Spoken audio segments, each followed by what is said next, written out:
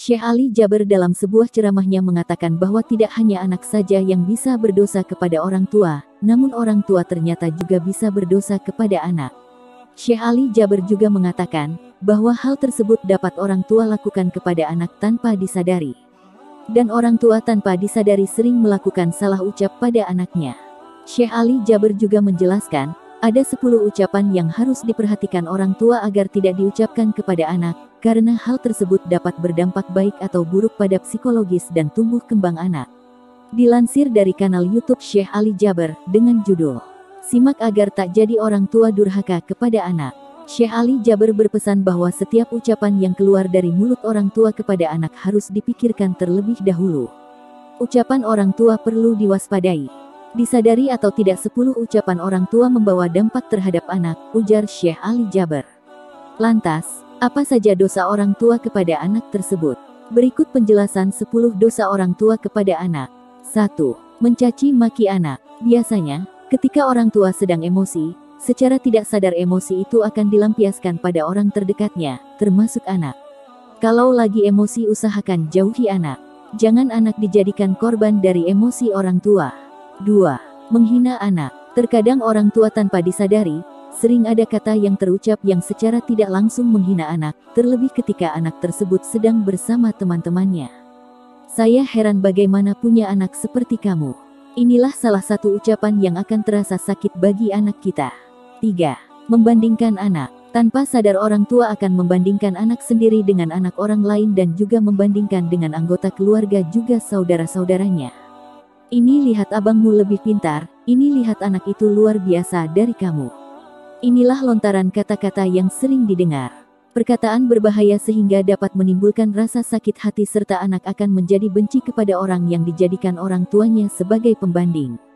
4. Memberikan syarat kepada anak. Hal yang tidak disadari oleh orang tua juga adalah memberikan syarat kepada anak. Sebagai contoh, orang tua selalu mengatakan akan sayang kepada anak bila anak tersebut selalu menuruti perkataan orang tua. Kamu harus melakukan sholat atau kamu harus turuti.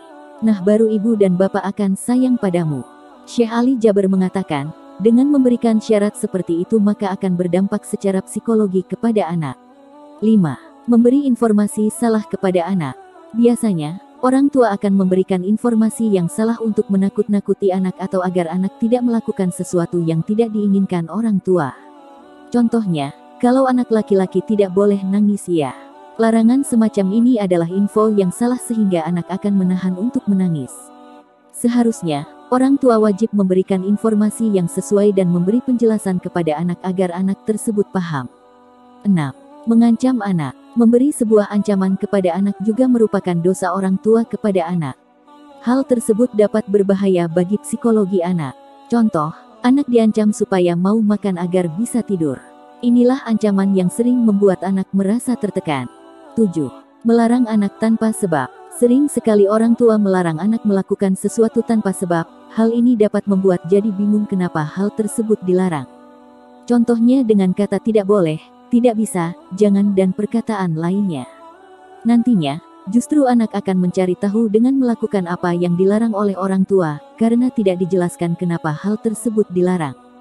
8. Menghancurkan kepercayaan diri anak. Kata-kata yang sangat berbahaya untuk seorang anak adalah kata yang membunuh rasa percaya diri anak dan keluar langsung dari mulut orang tuanya. Contohnya, kamu bodoh. Selama-lamanya tidak akan menjadi anak pintar.